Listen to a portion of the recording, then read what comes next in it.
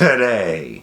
Are we seeing the final walk, the last ride of the last style bender, Israel Adesanya, this Saturday, as he steps in the octagon with Joe Pyfer there in Seattle?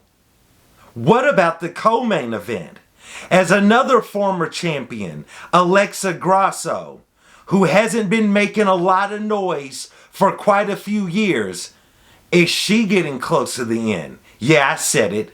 As she steps in the octagon with Maycee Barber. And there's going to be some other names. Not huge names, not big names, but names that we vaguely remember or we vaguely are aware of. All of this and more on today's episode of Matter of Fact MMA. What's up?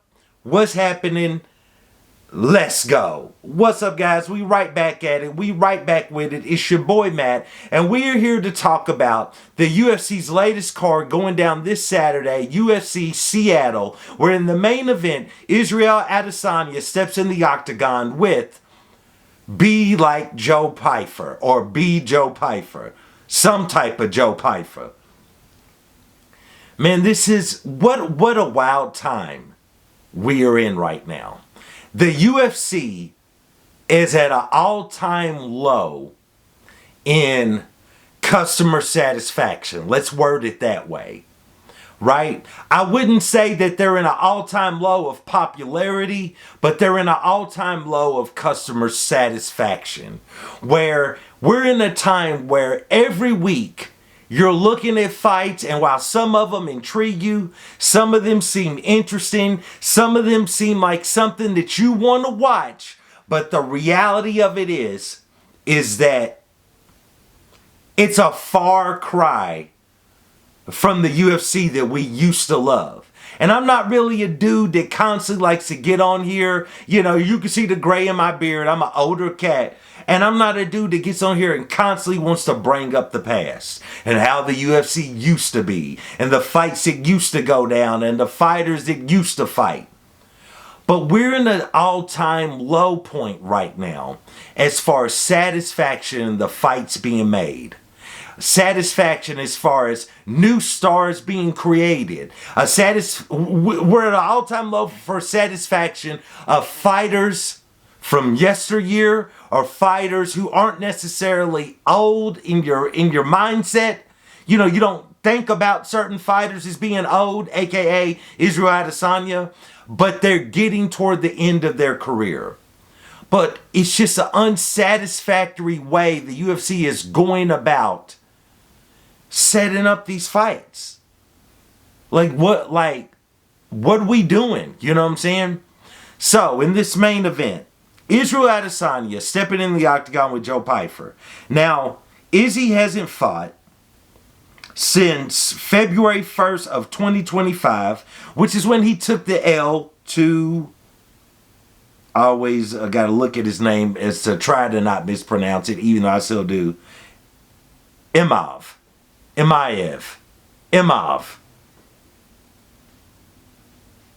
ain't like I don't know who the dude is, but I'm sorry. When you from Louisville, Kentucky, it's tough on these names. You know what I'm saying? These are words, these are consonants, these are sounds that we don't utter in my state. And that's no disrespect to anybody.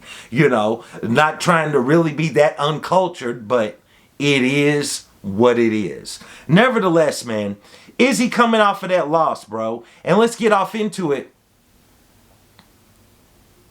What a loss it was. What a loss it was. You know, when you see Izzy go out there and get finished by Pereira, right? It's one thing. When you see him tap to Dricus du Plessis, now you're really raising your eyebrow. You know what I'm saying? You're really raising your eyebrow like, okay, but Dricus is on an all-time run right now. All right, we'll go along with it. But when you see Nasruddin knock him out and him be so distraught when he comes back to consciousness, you know what I'm saying? When he got bussed back to our realm from the land of wind and ghosts. You know, you're looking at Izzy like, ah, man, this is sad. Izzy's going out like this. Like he's really protesting and doesn't know he was laid flat. He was knocked out. What a time we're in where Izzy's about to step in the octagon with Joe Pyfer, and it's giving you pause for the cause. You know what I'm saying? Like, looking at this on paper, Izzy should be able to go out there and, for lack of a better word, style on Joe Pyfer. Izzy should be able to go out there. He possesses the footwork. He possesses the range management, the distance management to go out there, keep Joe Pyfer at the end of Joe Pyfer, I should say, at the end of his jab, use his teep kicks, use those leg kicks anytime Joe Pyfer thinks he's going to step in close with the shot, back up, hit him with that leg kick. Joe Pyfer tries to close the distance again, hit him with that teep kick to keep him at distance. Joe Pyfer is now looking for the teep kick or the low kick, now fake him out with a high kick. And then, throw a good question mark kick in there. Throw anything that has been in the former Israel Adesanya's arsenal, I mean, what did he not possess when it come to striking? Devastating elbows, well-timed kicks, well-placed jabs to get the tempo again, to get the momentum again back in his favor if he ever lost it in a fight. And then he'd go back to work. The constant stance switching, the side-to-side movement, evading all strikes. I mean, this dude was in a class of his own, and I'm saying that as a guy that's not a fan of Israel Adesanya, but you can't deny the man's talent. But in big 2026, when you see him about to step in the octagon with Joe Pyfer, there's a little bit of pause for the cause. Because you sitting there thinking, man, there's not really a world where Israel Adesanya should go out here and lose to Joe Pyfer. Yeah, Joe Pyfer can wrestle, right? Yeah, he can wrestle, but could he wrestle better than previous opponents that Izzy has faced that had a tough time keeping him on the ground? Outside of my guy Jan Blachowicz, Jan Blachowicz, but that was up at 205 pounds. You know what I'm saying?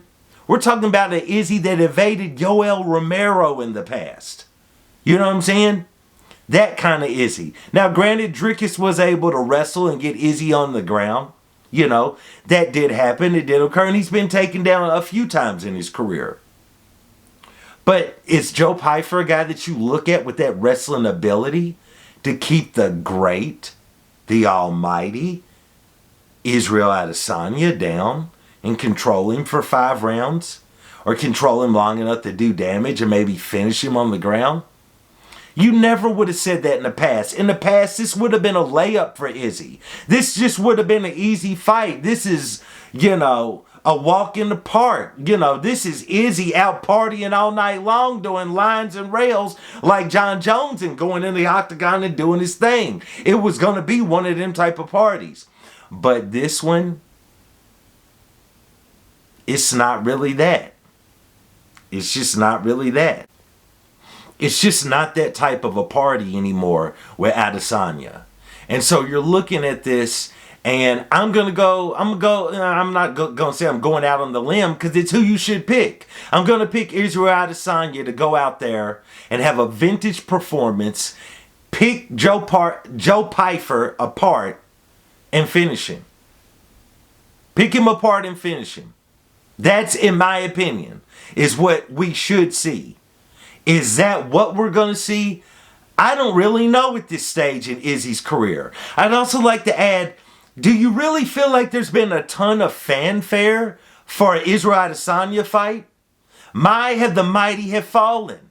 It's not a numbered card. I know numbered cards probably won't mean much of anything in the future now that we're no longer dealing with pay-per-view. But still, do you really feel like when you look at the MMA media for this week, what you see on YouTube, what you see in the traffic, the videos coming up, the aerials, the MMA junkies, the MMA fighting on SBN, you know what I'm saying?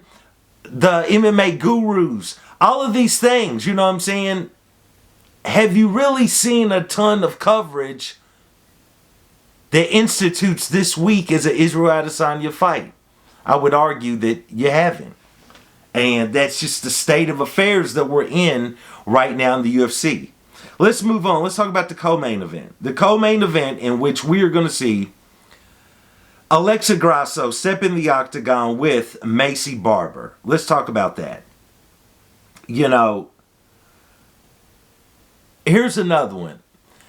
Here's a weird career move. Alexa Grasso. So Alexa Grasso goes out there and faces Valentina Shevchenko the first time. And as we all should, no one was really giving her much of a chance at all to defeat Shevchenko. And we saw as much. We saw as much that entire fight. Until that one slip up at the end. That one slip up at the end, because Valentina loves her a good spin kick. And Valentina goes for a spin kick. It's ill-timed. It wasn't set up correctly. Alexa Grasso kind of evades it, gets behind her back, gets her down, takes her back, and gets her to tap. Applies a rear naked choke. It wasn't even underneath the chin. It was more of a crank, like a face crank, and gets Valentina to tap. And Alexa Grasso defeats Valentina Shevchenko, becomes the new 125-pound flyweight champion of the world, and upsets all of the apple carts. Every apple cart fell apart. All the wheels fell off. All the apples rolled on the ground. You know what I'm saying? Upset everything. Because then that had us looking like, well, I mean, is Valentina really that one? Or, you know, is Alexa Grasso the second coming? Is she really that one in this weight class? So then they go out there, they do the rematch where Valentina, in a boring, well, this fight wasn't super boring, but it was somewhat boring. But Valentina goes out there and wins that second fight, at least by the scorecards. But they don't give the fight to her. You know, and this has always been disputed as a scoring error. This fight is ruled a draw instead of a win for Valentina. So Alexa keeps the belt. Valentina gets nothing. We got to go to a third fight where Valentina handedly defeats Alexa Grasso, and we haven't seen her look the same since.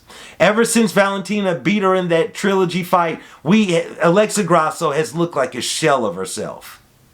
She has not looked the same, and she wasn't even finished in that fight. And so time and time again, we've seen her go out there, and it's not the same Alexa Grasso. And she's been constantly in and out of the octagon, like a fight is signed, but she never makes the walk. She's got to pull out due to some sort of an injury, some sort of an illness. You know, there's been issues up and down with her training camps, like with her team, with her coaches. There's a lot of weirdness surrounding this lady. And one thing I've always looked at when you're looking at fighters, I look at Alexa Grasso and I wonder, did Alexa Grasso winning that championship at that time in her career, did that really sign and seal her career for her subconsciously? You know, would she say that? Of course not. Was she maybe possibly thinking that? I don't really know, but probably not. But in the back of her mind, for one, did she ever truly believe that at 125 pounds she was going to go out there and be the champion? All of them say it, but did she really believe it? And when she's losing round after round to Valentina in that first fight, did she really think she was going to pull off a Hail Mary and win that fight? I don't really know. And then when that fight is over and she's awarded the championship and she's the winner, all right, we rolling. But then she's got to go out there and fight Valentina again. You know what I'm saying? And that doesn't go her way. She knows she lost that fight. She has a good idea she lost that fight. And if it hadn't been for a mishap in scoring, she would have lost that fight. But it's ruled a draw. So now this is 2 training camps she's done for Valentina Shevchenko. Now she's got to go out there again and do a 3rd training camp to try to go in there and beat this woman. And she knows the first fight, she won. Hands down. No doubt about it. Second fight, she didn't win. 3rd fight, she crumpled.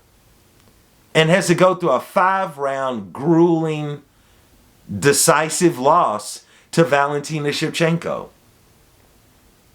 And so ever since then, she hasn't looked the same. You know, I'm sure she made a few good checks. I'm sure she made some good checks while she had that championship. So you got to wonder, like, was that enough for Alexa? You know, how much money was she really seeking to live off of for the rest of her career? What other things does she do outside the octagon? You know what I'm saying? What are her passions? What else does she do making money? Who knows? But she just hasn't looked the same since winning that championship. And you see that a lot with fighters that maybe never really thought. Of course, they'd never say they were never going to win the championship. They weren't seeking the championship. But what happened there? You know what I'm saying? I don't know. Maycee Barber, you know, Maycee Barber, for everything you can say about her, has been fairly consistent in her fights and in her trajectory, right? I mean, she's been fairly consistent. Now, she hasn't been consistent with having fights, with taking fights, with making the walk, including a main event fight in which seconds before they cue her music for her to go out, she's not walking out. She's not going to make the walk. But in consistency of getting wins, very consistent. But is she reliable? You know, is she reliable? Is she another Arman Sarukian? Well, we're going to give her a title shot and she ain't going to make that walk. You know what I'm saying? But you got to believe that, I mean, they running out of people there at 125 pounds. So you got to believe that she gets this win. I mean, it's her and Natalia Silva. Like, you know what I'm saying? They're like right there.